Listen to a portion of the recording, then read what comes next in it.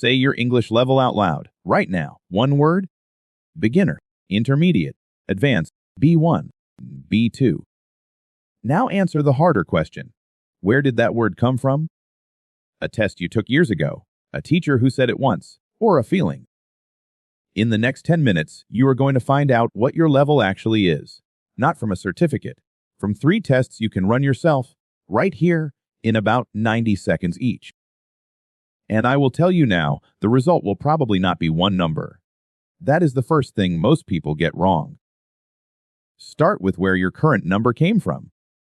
Almost every English test you have ever taken measured the same thing: recognition. 4 options on a screen, one of them correct, and your job was to point at it. You were never asked to produce anything under time pressure. You were never asked how long you took. You were asked only whether you could eventually find the right answer. So the number you carry around describes a skill you almost never use in real life. Nobody in a real conversation gives you 4 options and waits. And there is a second problem, bigger than the first. You were given one number for a person made of 4 separate abilities. Your reading might genuinely be advanced. Your listening might be years behind it. Your speaking might be somewhere else entirely, and your vocabulary somewhere else again. Those 4 things grow at completely different speeds because you practice them at completely different amounts. One label cannot describe all 4. And when you use one label, you always end up describing your strongest skill and quietly ignoring the weakest one, which is exactly the skill that is holding you back. Now the uncomfortable part. Robert Bjork spent decades studying the difference between how learning feels and what learning actually is. And his work found something that should worry every learner. The feeling of knowing is not evidence of knowing. When you read a page and it flows easily, your brain reads that ease as mastery. When you look at a word list and recognize every word, you feel like you own them. That feeling is fluency of processing, and it is a terrible predictor of whether you can produce any of it later. Recognizing is not the same as retrieving, and every test you took measured the first one. So here is the principle behind everything that follows. Your real level is not what you can find. It is what arrives on its own, fast, without effort. Which brings us to speed. Norman Segelovitz studies automaticity in second languages, and his research points at something simple. What separates an advanced user from an intermediate one is often not how much they know. It is how fast and how consistently that knowledge arrives. 2 people can both know a word. One retrieves it in 1/5 of a second. The other retrieves it in 2 seconds. On a paper test, they score identically. In a conversation, they are not close. So the tests you are about to do not measure how much English you have. They measure how much of it arrives on time. Get ready. You need 90 seconds and no phone. Test 1. The 30-second test. You are going to talk in English out loud for 30 seconds about what you did yesterday. Just yesterday. Nothing clever.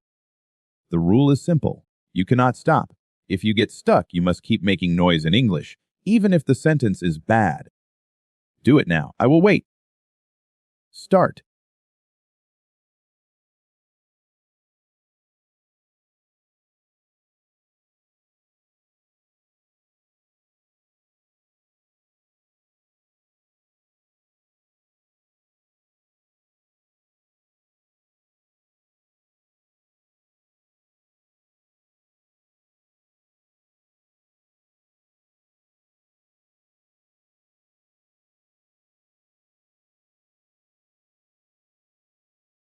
Stop. Now the score, and it is not what you think. Do not score yourself on grammar. Score yourself on interruptions. Count how many times you stopped mid-sentence to search for a word. 0 to 2 stops in 30 seconds, your production is automatic. That is a genuinely advanced signal, whatever your grammar looked like. 3 to 6 stops, your production is functional but effortful. This is where most learners actually live, including many who call themselves advanced. 7 or more, or you switched into your first language to fill a gap. Your production is not automatic yet. And notice something important. That result has nothing to do with how many words you know. Test 2, the 1-second rule. I am going to say 7 English words. For each one, your job is not to define it. Your job is to notice how long the meaning takes to appear. If the meaning is simply there, instantly count it. If you have to pause, think, or translate first, do not count it, even if you get it right in the end. Instant or nothing. Ready. Chair.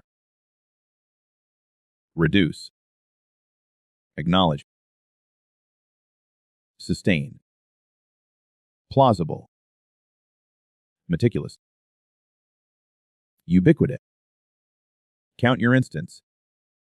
Paul Nation spent a career mapping how English vocabulary is layered by frequency, and those 7 words climb through those layers roughly in order. So your score is a rough position on that ladder. 7. Your vocabulary depth is strong, and more importantly, it is fast. 4 to 6, you are solid through the common bands and slowing down in the rarer ones. Completely normal. 3 or fewer, your vocabulary is thinner than your reading ability suggests, because when you read, the sentence around the word rescues you. In speech, nothing rescues you. And here is the detail that matters most. Some of you knew a word but needed a second to reach it. On any normal test, that counts as knowing. In a real conversation, it does not. That gap between knowing and reaching is the single most underrated measurement in language learning. Test 3, the blank page test. Think of the last thing you watched or read in English. A video, an article, an episode. Something from this week.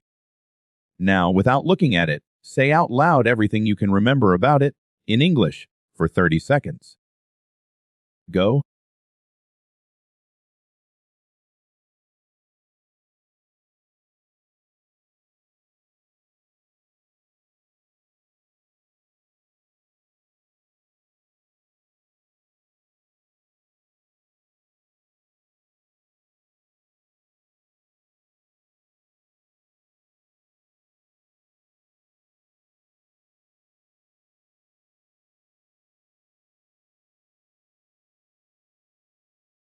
Stop.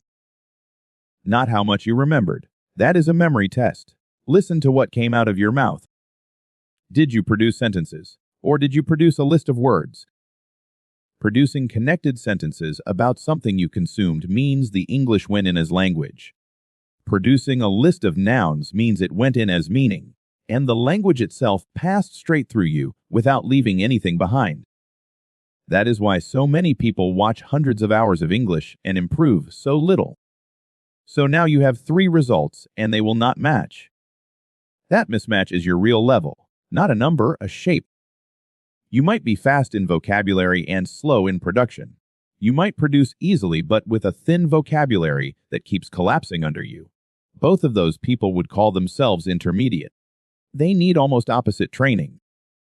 And this is where the last piece of research matters. Batia Laufer's work on vocabulary thresholds shows that comprehension does not improve smoothly and gently as you learn more words. It moves in step. Below a certain coverage of the words in front of you, everything feels like fog.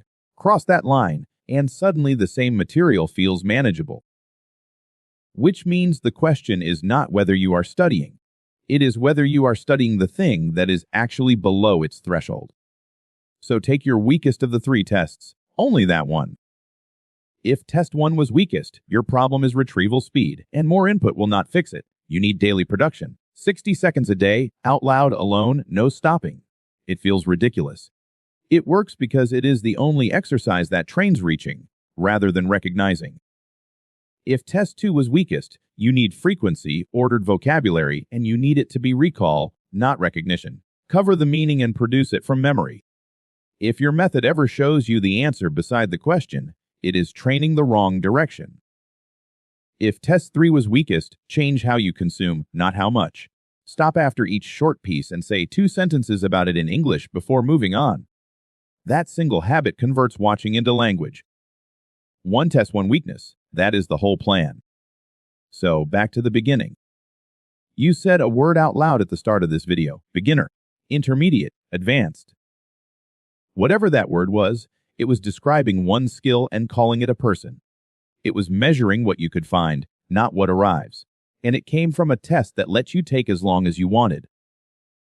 You have 3 real numbers now. They disagree with each other, And that disagreement is the most useful information about your English you have had in years. So do not go looking for a better label. Go and train the number you liked